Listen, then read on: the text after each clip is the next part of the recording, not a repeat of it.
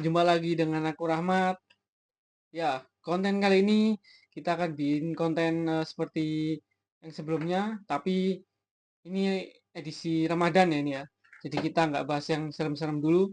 Kali ini aku mau bikin konten bahas tentang peran penting Pangeran Diponegoro untuk umat Islam, terutama pada masa penjajahan Belanda. Sebenarnya cukup effort sih bikin konten yang seperti ini. Yang sebelumnya aku bikin konten cuma vlog-vlog gak jelas. Terus akhirnya aku memutuskan untuk ya meningkatkan kualitas konten lah. Aku berusaha untuk bikin konten seperti ini, tapi ya sudah. Kalian jangan lupa like, comment, dan subscribe. Peran penting Pangeran Diponegoro yang pertama adalah memimpin perang suci atau yang bisa disebut jihad fisabilillah.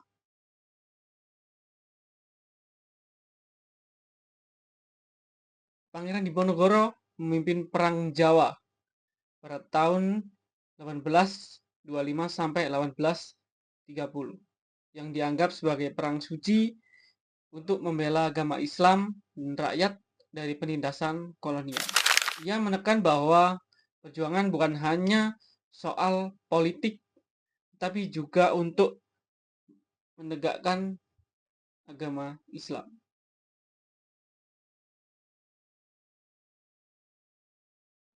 Nah, perang ini adalah salah satu perlawanan terbesar terhadap penjajahan Belanda. Perang ini bukan hanya tentang politik, tapi juga perjuangan membela Islam dan melawan penindasan.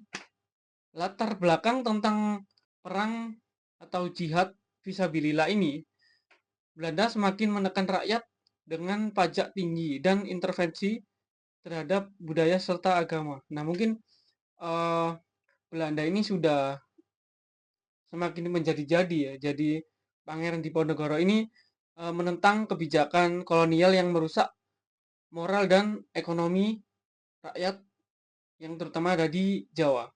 Nah, Pangeran Diponegoro juga mendapat dukungan dari ulama-ulama atau dan santri dan masyarakat yang melihatnya sebagai pemimpin jihad. Nah, tentunya di sini juga menceritakan tentang jalannya perang. Yang pertama adalah strategi gerilya.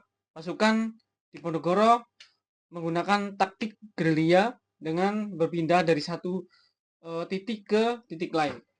Nah, yang kedua adalah dukungan dari ulama dan santri. Perang ini mendapat dukungan besar dari kalangan pesantren yang menganggapnya sebagai jihad atau melawan penjajahan. Nah, yang ketiga adalah simbol perjuangan Islami. Banyak pengikut Pangeran Diponegoro yang percaya bahwa perang ini adalah perang suci untuk mempertahankan agama dan tanah air. Nah, tapi di akhir perang, Belanda menggunakan strategi jebakan dan menangkap Pangeran Diponegoro pada tahun 1830. Nah, Pangeran Diponegoro diasingkan ke Makassar hingga wafat.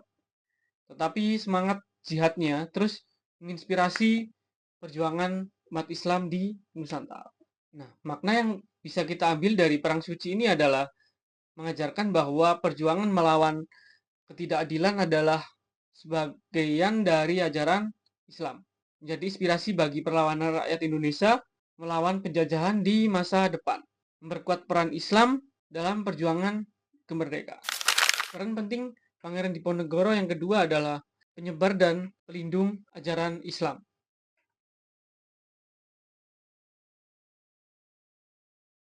Bagaimana Pangeran Diponegoro aktif dalam menyebarkan Islam dan menegakkan nilai-nilai keislaman ia menentang kebijakan Belanda yang menghambat perkembangan Islam di Nusantara, seperti pajak yang memberatkan rakyat dan intervensi terhadap kehidupan keagamaan. Nah, peran penting yang ketiga adalah simbol perlawanan Islam terhadap penjajah.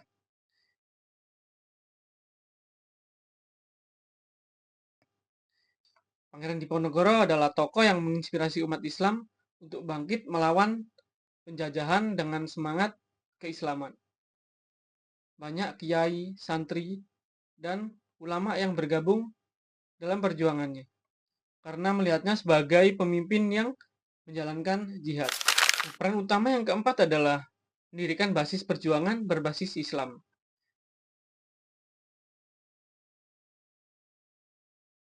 Nah, beliau ini selama perang di Jawa, Pangeran Diponegoro mendirikan basis-basis pertahanan yang sering disebut perkampungan santri. Jadi beliau ini membangun sebuah perkampungan yang isinya ini para ulama dan para santri.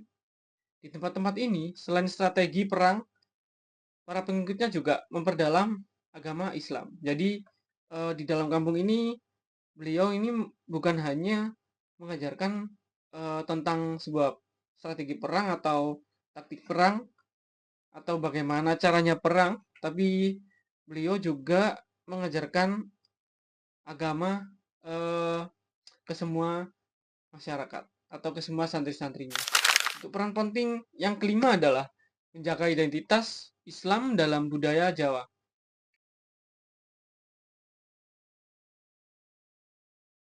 Pangeran Diponegoro menolak budaya yang dianggap menyimpang dari Islam, seperti kebiasaan feodal yang bertentangan dengan nilai-nilai Islam. Ia lebih memilih hidup sederhana dengan dekat ulama serta rakyat-rakyat kecil.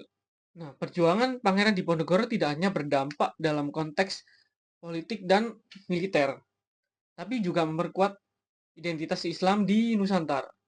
Warisannya masih terasa dalam semangat perjuangan Islam di Indonesia hingga kini.